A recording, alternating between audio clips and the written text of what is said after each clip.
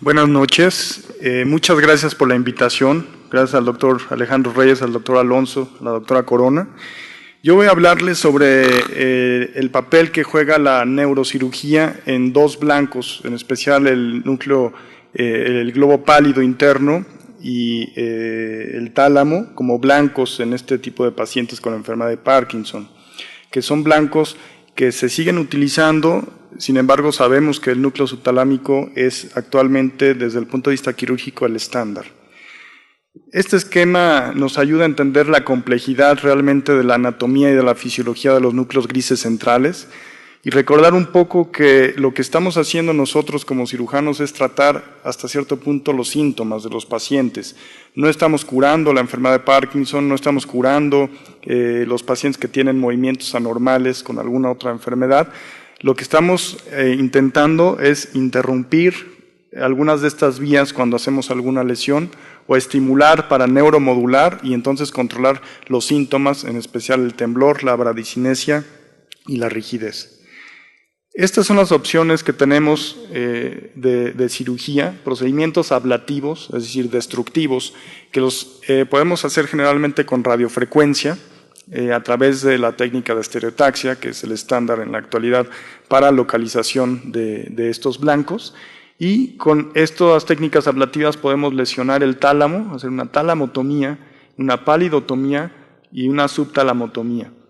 Podemos hacer estimulación cerebral profunda, ¿no?, que tiene el inconveniente en la actualidad de los costos, ¿no?, especialmente en nuestra población, por ejemplo en el Instituto Nacional de Neurología, que son pocos los que pueden realmente pagar un estimulador, y entonces, pero sigue siendo, por supuesto, y de hecho es el estándar, ¿no?, si lo puede pagar es lo ideal, y se puede estimular tanto el tálamo como el globo pálido y también el núcleo subtalámico.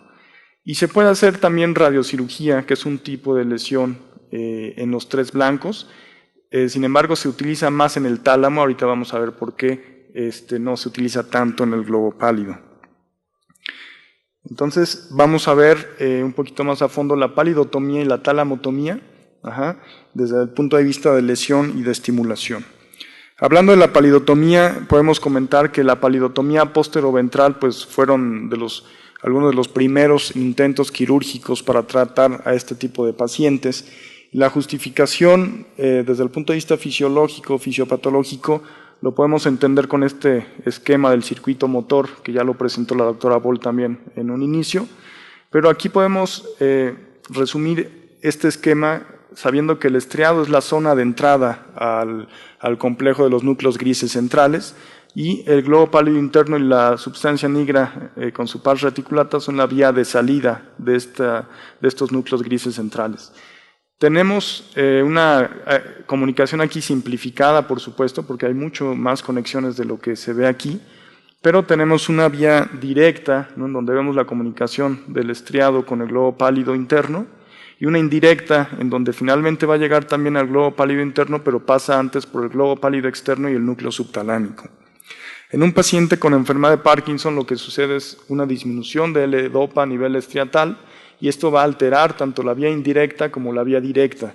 Y esto, a fin de cuentas, va a provocar una alteración del globo pálido interno, el cual va a provocar un aumento de la inhibición a nivel de los núcleos talámicos y esto, de manera simplificada, es lo que resulta en el paciente en asinesia, en rigidez y en temblor, que sería la triada clásica del paciente con enfermedad de Parkinson, aunque por supuesto tiene algunas otras alteraciones como ya vimos. Entonces, ¿cuál es el sustrato para poder provocar una lesión en el globo pálido interno? Si sabemos que esta disminución de la levodopa a nivel estriatal va a provocar un aumento de la función del globo pálido interno, una destrucción del GPI va a provocar entonces lo contrario, ¿no? Y entonces esto va a lograr que realmente mejoren los síntomas motores del paciente. Vamos a ver cómo el globo pálido mejora principalmente la asinesia y la rigidez en los pacientes y el temblor, aunque sí puede mejorar, realmente no es lo más importante cuando hacemos una palidotomía o cuando hacemos una estimulación del globo pálido interno. Principalmente es la asinesia y la rigidez. Aquí vemos una tabla con los resultados de varias series, ¿no? Vemos cómo Para empezar, son series generalmente de los 90s, ¿no? ¿Por qué? Porque realmente la palidotomía es un procedimiento que está en desuso, se sigue utilizando en algunas ocasiones, pero actualmente ya hay otros blancos como el subtalámico que obtienen mejores resultados. Pero vemos cómo realmente todas las series hablan de un porcentaje de alrededor del 30%, 20-30% de reducción en la parte motora del UPDRS, lo que él traduce una mejoría clínica en el paciente, ¿no? Y esto realmente es algo consistente, es decir, es un tratamiento que sí tiene un beneficio en el paciente. Ahora, nos preguntamos aquí si en la actualidad existe un lugar para palidotomía, ¿no? O para la estimulación del globo pálido. Pues tiene ciertas ventajas, ¿no? Uno es que es más barato hacer una palidotomía por radiofrecuencia en un paciente, en donde lo que necesitamos básicamente es un equipo de estereotaxia, ¿no? Y el equipo médico inicialmente para seleccionar al paciente, pero no se necesitan los estimuladores, ¿no? Entonces lo hace un procedimiento mucho más barato y en general con buenos resultados. No requiere de ajuste de parámetros como los pacientes que se estimulan, que es este algoritmo. Realmente no es sencillo, no nada más es poner el estimulador, sino es ajustar los parámetros, que esto se lleva un buen tiempo para ver cuáles son los parámetros ideales para ese paciente para que tenga una mejoría clínica, ¿no? Entonces, esto se puede evitar haciendo una palidotomía. Por muchos años fue el único tratamiento quirúrgico para la enfermedad de Parkinson con evidencia nivel A y clase 1, ¿no? Lo cual también habla de su beneficio, por supuesto. Es un tratamiento relativamente seguro, vamos a ver cómo sí existen complicaciones, pero en general podemos hablar que es un tratamiento seguro y bien tolerado, pero vamos a ver cómo se ha ido abandonando, ¿no? Y hay varias razones para esto. Una es el advenimiento de la estimulación cerebral profunda, especialmente el núcleo subtalámico, que ha demostrado en general tener mejores resultados, además de que mejora la cinesia, mejora el temblor y la rigidez, ¿no? Es decir, estamos tratando prácticamente la gran mayoría de los síntomas en los pacientes con enfermedad de Parkinson con un solo núcleo, ¿no? En este caso estimulado. Otra cuestión de por qué se ha abandonado es porque es una técnica destructiva y actualmente hablando de neurocirugía en general, pues tratamos de utilizar más las técnicas neuromoduladoras que las destructivas. Y esto tiene una razón muy sencilla de entender. Si nosotros hacemos una palidotomía, o más adelante vamos a ver una talamotomía, y tenemos una complicación, generalmente esa complicación es irreversible, ¿no? Si el paciente tiene la complicación, se queda con su complicación. A diferencia de una estimulación cerebral profunda en donde prendemos el aparato, estimulamos, tiene la complicación, lo apagamos y a lo mejor se tiene que recolocar el estimulador, pero tiene una complicación que no es permanente y por eso también entonces está en desuso un poco la palidotomía. Esta frase la puse en inglés porque la escribió el doctor Lozano de Toronto, que es un líder mundial en la actualidad de la neurocirugía funcional, y habla de que no tener un globo pálido, en este caso el pálido interno, es mejor a tener un pálido disfuncional, ¿no? Y por supuesto, esto es simplemente para apoyar un poco las técnicas destructivas o ablativas, sobre todo en países en donde no se puede gastar tanto dinero en estimuladores. Y otro punto importante es la disminución de la destreza para realizar palidotomías de las generaciones más jóvenes de neurocirujanos funcionales. Actualmente en los programas de neurocirugía funcional, pues básicamente es más la estimulación cerebral profunda que la destrucción. Y se habla, por supuesto, de que un residente que aprende a hacer una destrucción de un núcleo gris central, es más fácil que escale ese conocimiento y aprenda a poner electrodos cerebrales profundos para estimular, a que suceda lo contrario, de que alguien aprenda a hacer una estimulación y regrese a hacer una técnica ablativa, ¿no? Entonces, esto también es importante. Este es un artículo de revisión de la técnica de radiocirugía para pacientes con Parkinson y esto ayuda a entender un poquito por qué este blanco del globo pálido interno se ha dejado de usar prácticamente con radiocirugía. El globo pálido interno contiene dentro de su naturaleza grandes cantidades de hierro y sabemos que el hierro interacciona con la radiación ionizante y provoca la formación de radicales libres tóxicos y esto ha explicado por qué pacientes tratados con radiocirugía para palidotomía llegan a tener hasta 40 o 50% de complicaciones comparados con otras técnicas, ¿no? Esta es la razón y por eso en general se ha dejado de utilizar. Aquí vemos unos ejemplos de la literatura en donde vemos lesiones importantes en donde se hizo intento de una gamma talamotomía, es decir, con radiocirugía, y lesiones hasta de 12, 14 milímetros de diámetro, lo cual es extremadamente grande y por supuesto trae complicaciones para el paciente. Y algo importante aquí a destacar es que estos 3 pacientes, por ejemplo, recibieron la misma dosis, fue la misma técnica, y la lesión que se encuentra en la resonancia magnética es muy diferente. Es decir, no se puede predecir en estos casos cuál va a ser el resultado, ¿no? Y por eso se ha dejado de utilizar. Hay que mencionar que las dosis que se utilizan aquí es alrededor de 160 grays, que es una dosis muy alta. Aquí vemos algunas de las complicaciones que se ven en la literatura, ¿no? Puede ser desde demencia, psicosis y principalmente problemas de los campos visuales, ¿no? Que sería lo principal en estos pacientes con palidotomía. Esta es la explicación exactamente de por qué la interacción del hierro con la radiación ionizante provoca estas complicaciones. Este es un ejemplo de, de pacientes en general con angiomas cavernosos que se caracterizan por tener hierro alrededor por los microsangrados, la hemosiderina que se va acumulando, y está demostrado que la interacción con la radiación ionizante provoca radicales libres muy tóxicos, ¿no? Como ya les comentaba. En el instituto tenemos una serie de 5 pacientes que tratamos hace aproximadamente 8 años, ¿no? Y actualmente están en seguimiento, en donde se hizo palidotomía a dosis bajas, ¿no? Entre comillas, porque hablar de 50 grays realmente es una dosis muy alta, pero si lo comparamos con 160 grays, que es lo que se utiliza normalmente para neurocirugía funcional, estamos hablando de una tercera parte, ¿no? Y este es un paciente, en este caso, este paciente tiene una distonía, no es paciente con enfermedad de Parkinson, pero son candidatos también para hacer palidotomías. Vemos cómo es una distonía primaria que lo incapacita, realmente le cuesta mucho trabajo caminar, se desplaza en una patineta, ¿no? Porque es más fácil para él así. Este peinado lo tiene así exactamente porque él se tenía que jalar el cabello para poder ver al frente y poder deslizarse en su patineta, ¿no? Entonces es una enfermedad discapacitante y esto es tiempo después de la radiocirugía en donde se hizo una palidotomía.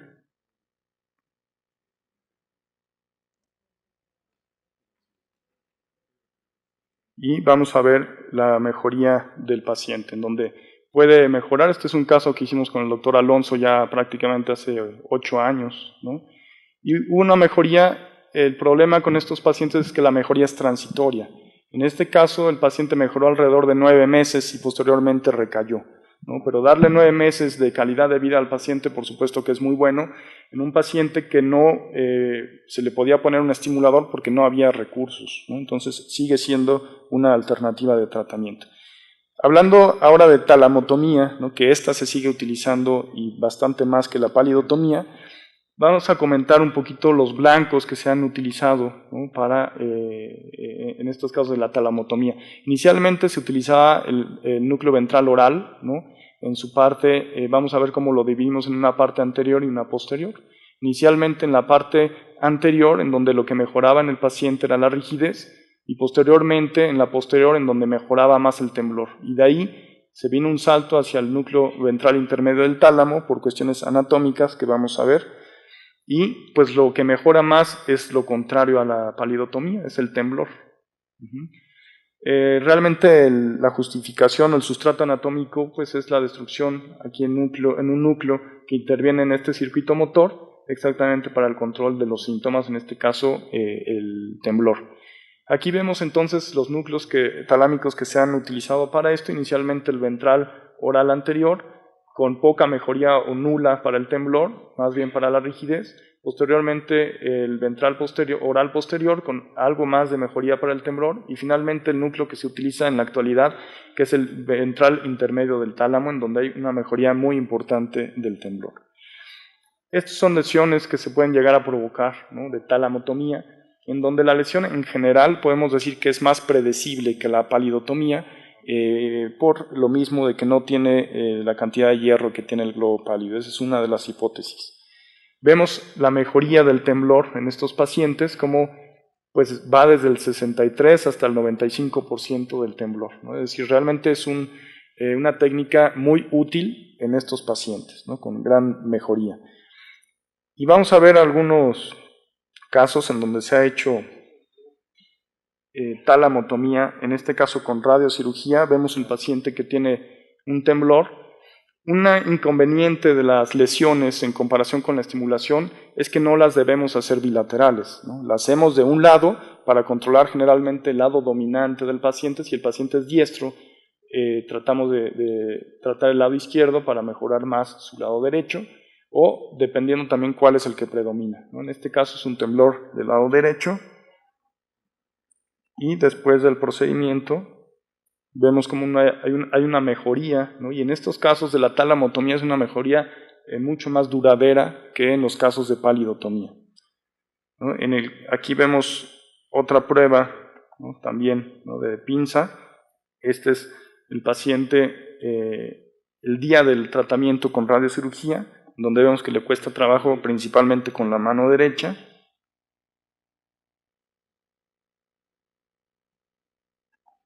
Y después del tratamiento, como hay una mejoría importante y mejora mucho también la calidad de vida del paciente, ¿no? Aquí vemos, así es un plan de radiocirugía, se hace por supuesto con coordenadas estereotácticas, es el mismo principio de estereotaxia, y se envía la radiación ionizante por varios arcos, ¿no? Para dar, aquí lo que hacemos es dar alrededor de 120 grays, ¿no? Es una dosis mucho más alta. Vemos este último paciente, donde tenía predominio del temblor del lado derecho, ¿no? Incapacitante. De hecho, lo vemos todavía con el anillo de estereotaxia porque es el día del tratamiento, antes de pasarlo al equipo, después de hacer la planeación, y lo vemos después del tratamiento. Esta mejoría no es inmediata, no es que salga el paciente del equipo y salga mejor. Se lleva a veces hasta un mes para presentar cierto grado de mejoría y de ahí en adelante va mejorando más, ¿no? Entonces, vemos aquí la mejoría en relación al temblor. Y vemos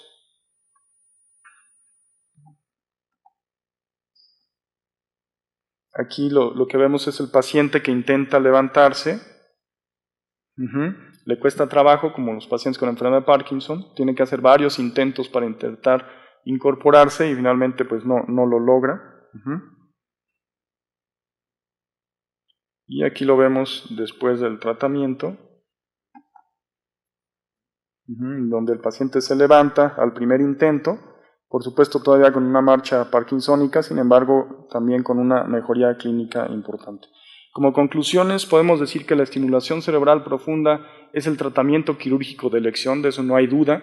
Sin embargo, en nuestro país, como en algunos otros países, incluso industrializados, el costo de los estimuladores es prohibitivo, ¿no? Y son pocos los pacientes que se pueden dar el lujo de pagarlos.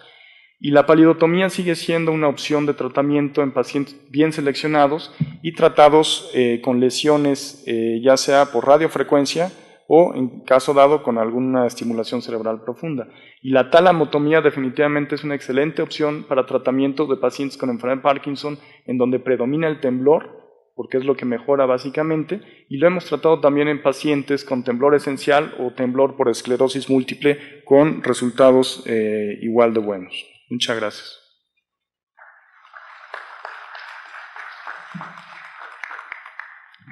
En los tres blancos, sin embargo se utiliza más en el tálamo, ahorita vamos a ver por qué no se utiliza tanto en el globo pálido. Entonces vamos a ver un poquito más a fondo la palidotomía y la talamotomía, desde el punto de vista de lesión y de estimulación.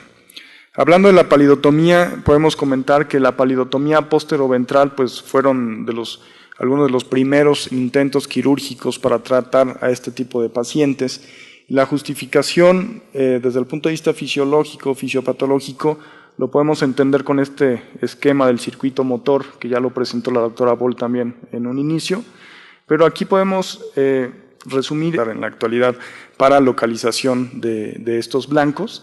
Y con estas técnicas ablativas podemos lesionar el tálamo, hacer una talamotomía, una palidotomía y una subtalamotomía. Podemos hacer estimulación cerebral profunda, ¿no? Que tiene el inconveniente en la actualidad de los costos, ¿no? Especialmente en nuestra población por ejemplo en el Instituto Nacional de Neurología, que son pocos los que pueden realmente pagar un estimulador, y entonces, pero sigue siendo, por supuesto, y de hecho es el estándar, ¿no? Si lo puede pagar es lo ideal, y se puede estimular tanto el tálamo como el globo pálido y también el núcleo subtalámico. Y se puede hacer también radiocirugía, que es un tipo de lesión. Este esquema, sabiendo que el estriado es la zona de entrada al complejo de los núcleos grises centrales, y el globo pálido interno y la substancia nigra con su pars reticulata son la vía de salida de estos núcleos grises centrales. Tenemos una comunicación aquí simplificada, por supuesto, porque hay mucho más conexiones de lo que se ve aquí, pero tenemos una vía directa, ¿no?, en donde vemos la comunicación del estriado con el globo pálido interno, y una indirecta en donde finalmente va a llegar también al globo pálido interno, pero pasa antes por el globo pálido externo y el núcleo subtalámico. En un paciente con enfermedad de Parkinson lo que sucede es una disminución. Lo que estamos haciendo nosotros como cirujanos es tratar hasta cierto punto los síntomas de los pacientes. No estamos curando la enfermedad de Parkinson, no estamos curando los pacientes que tienen movimientos anormales con alguna otra enfermedad. Lo que estamos intentando es interrumpir algunas de estas vías cuando hacemos alguna lesión, o estimular para neuromodular y entonces controlar los síntomas, en especial el temblor, la bradicinesia y la rigidez. Estas son las opciones que tenemos de cirugía, procedimientos ablativos, es decir, destructivos, que los podemos hacer generalmente con radiofrecuencia a través de la técnica de estereotaxia, que es el estándar. Buenas noches, muchas gracias por la invitación. Gracias al doctor Alejandro Reyes, al doctor Alonso, a la doctora Corona. Yo voy a hablarles sobre el papel que juega la neurocirugía en dos blancos, en especial el núcleo, el globo pálido interno y el tálamo, como blancos en este tipo de pacientes con enfermedad de Parkinson, que son blancos que se siguen utilizando. Sin embargo, sabemos que el núcleo subtalámico es actualmente, desde el punto de vista quirúrgico, el estándar. Este esquema nos ayuda a entender la complejidad realmente de la anatomía y de la fisiología de los núcleos grises centrales y recordar un poco que